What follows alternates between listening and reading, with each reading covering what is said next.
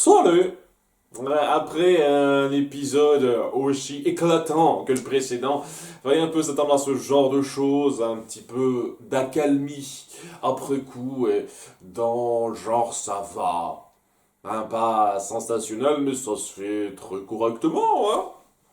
Donc voilà, on a notre équipe qui est en train de dériver avec le Gratan et j'en suggère d'appeler à l'aide le Nautilus qui est juste à côté et c'est ce qu'ils font, le Nautilus les repêche et on va avoir donc un petit moment, un petit passage de temps à l'intérieur du sous-marin où ils repartiront pas à la fin de l'épisode. On va mettre un peu plus le temps de mettre en place les choses. C'est pas plus mal ça, hein. C'est plutôt sympa de prendre un peu plus son temps.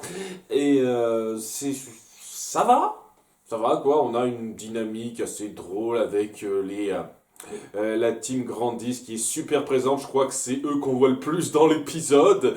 Où d'une part on voit que Hanson, tout comme Jean, est un gros nerd de la technologie, donc c'est un gros fanboy du Nautilus lorsqu'il le découvre. Hein. Donc c'est assez marrant de voir ça, de voir il y a ces caractères qui se retrouvent et qui sont bien poursuivis.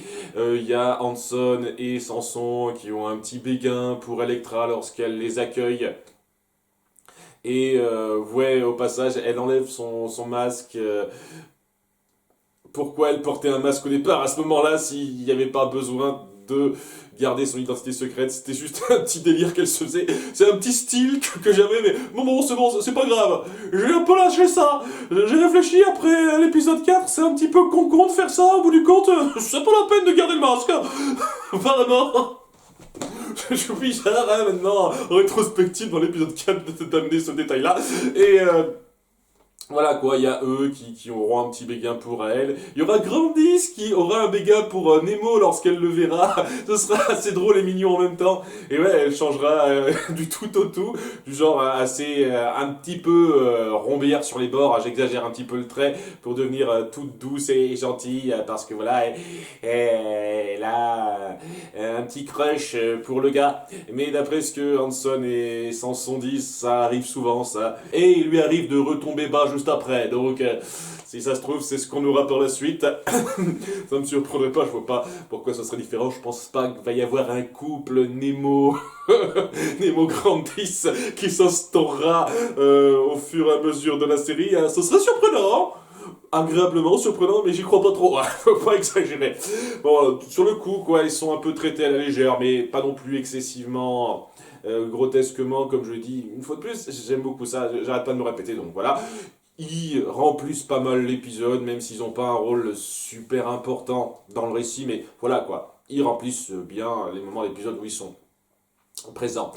Donc, il y a ça, et d'un autre côté, on va suivre un petit peu Nadia et Jean qui redécouvriront ça, tandis que voilà, Electra les accompagnera, les accueillera en disant: ah tiens, ça faisait longtemps! Pas tant que ça, logiquement. Il y a une réplique comme ça, je veux dire. Attendez, à partir du moment où vous les avez laissés partir, tout s'est enchaîné assez vite, quoi. Ils sont tombés sur l'île, peu de temps après, tous les événements se sont un peu enchaînés. Je pense pas que ça fasse si longtemps que ça. Ah, je dirais au mieux 2 semaines, hein, et encore, je suis généreux en disant ça. Donc, ça fait longtemps et un peu bizarre, je te réplique, je trouve. Un petit peu bizarre, hein. C'est histoire de dire. Et oui, on va avoir la même dynamique entre Jean et Nadia qui commence chouïa à s'essouffler. Et oui, j'ai lu les commentaires des gens et apparemment il y a pas mal de personnes qui ont du mal avec le caractère de Nadia, qui la trouvent un peu insupportable. Et même si elle n'en est pas à ce stade-là, je comprends d'où ça vient. Vraiment, parce que voilà, Jean, c'est quelqu'un qui est du genre à faire confiance assez facilement, et étant donné que la team Grandis l'a aidé à sauver Nadia, tout de suite, il se dit, ce sont des amis, on peut leur faire confiance quoi qu'il arrive, tandis que Nadia a plus de réserve. Ce qui est totalement logique de sa part, j'ai envie de dire, oui, et on appuie qu'elle a grandi dans un milieu pas très favorable où elle a été un peu exploitée. Donc c'est compréhensible qu'elle ait cette vision plus négative des choses que Jean.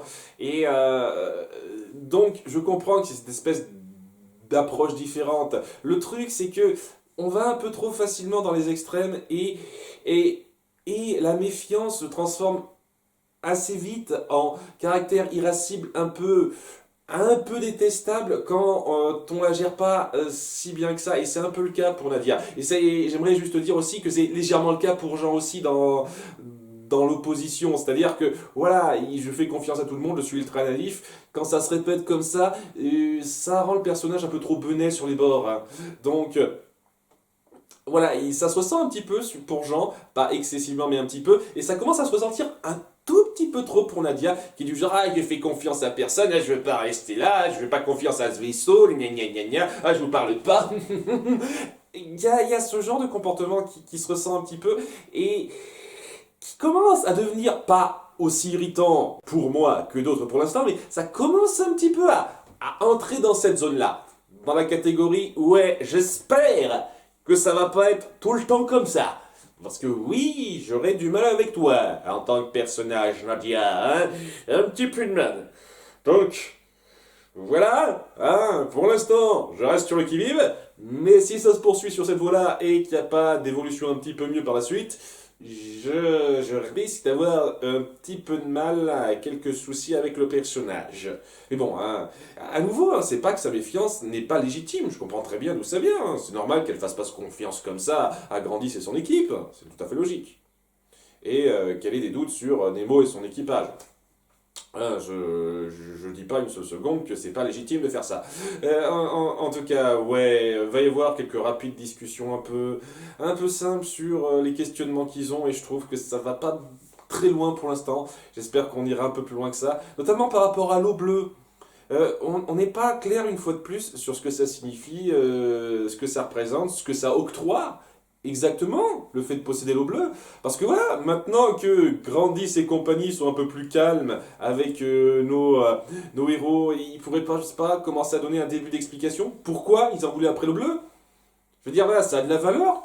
Quel est le truc par rapport à cette eau bleue? Qu'est-ce que ça représente exactement?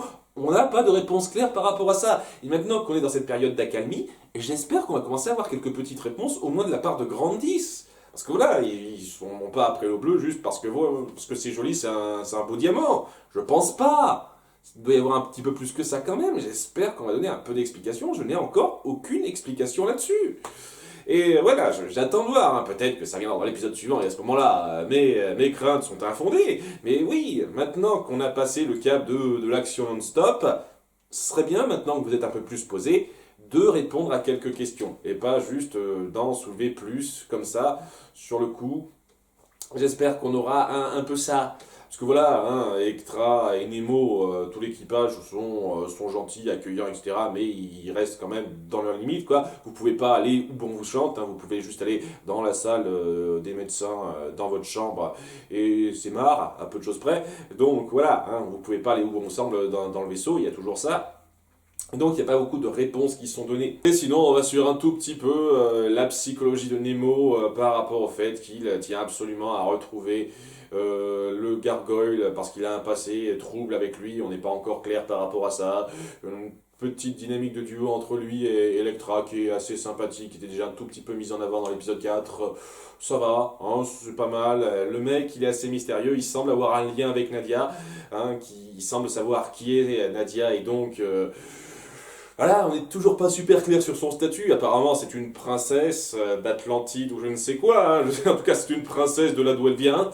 Et on veut rien lui dire pour une raison X. Et j'espère que cette raison, elle sera satisfaisante. Parce que voilà, hein, déjà, Electra l'a laissé partir sans rien lui dire. Maintenant, Nemo la laisse partir sans rien lui dire. Enfin, ils les laisseront partir plus tard sans rien leur dire. C'est ce qui est prévu. Donc, oui. En tout cas, voilà. Nemo, on appuie qu'il a un passif assez chargé. Pour l'instant, on n'a pas de réponse précise, et il a un lien un peu particulier avec Nadia et son eau bleue, puisque lui-même, il a un diamant, un joyau qui semble être du même genre, de la même sorte, dans un coffret qu'il a, et il est du genre à aimer jouer de l'orgue. Et lorsqu'il en joue durant la nuit et que ça ne réveille aucun de nos enfants, à part Nadia, ils ont le sommeil super lourd, ceux-là, parce que voilà, ça s'entend bien l'orgue, hein, quand même. Il y a Nadia qui se sent attirée par cet air qui lui rappelle un peu sa mère. Et ouais, c'est un petit peu le mystère de fin, quoi. Apparemment, Nemo semble avoir un lien assez fort avec Nadia. Et elle peut pas le voir tout de suite, le mystère, tout ça, ça se termine un petit peu là-dessus, et elle peut pas monter le voir dans sa cabine, et Electra l'empêche d'aller plus loin que ça. Donc, oui, on apprendra bientôt, j'imagine, le lien en question. Est-ce que ce serait son père, Nemo? Ou est-ce que c'était un ami proche de ses parents? On verra. Pour l'instant, ça appuie le côté accalmie de la chose, de façon très acceptable. Les personnages sont bien repris. Nadia, il y avait quelques petites réserves pour Nadia, mais globalement bien repris dans leur mentalité. Et ouais, quoi, il y a des questions qui se posent. J'espère qu'on aura quelques petites réponses, pas forcément exhaustives, mais au moins quelques débuts de réponses, quelques personnages qui commenceront à parler un petit peu des infos qu'ils connaissent, tout ça, ne serait-ce que grandissent. J'espère vraiment qu'on aurait ça. Hein, dans tous les cas, voilà, c'est un bon petit moment de calme après la tempête qui passait très bien. On verra pour la suite. À bientôt pour l'épisode 10. Bye!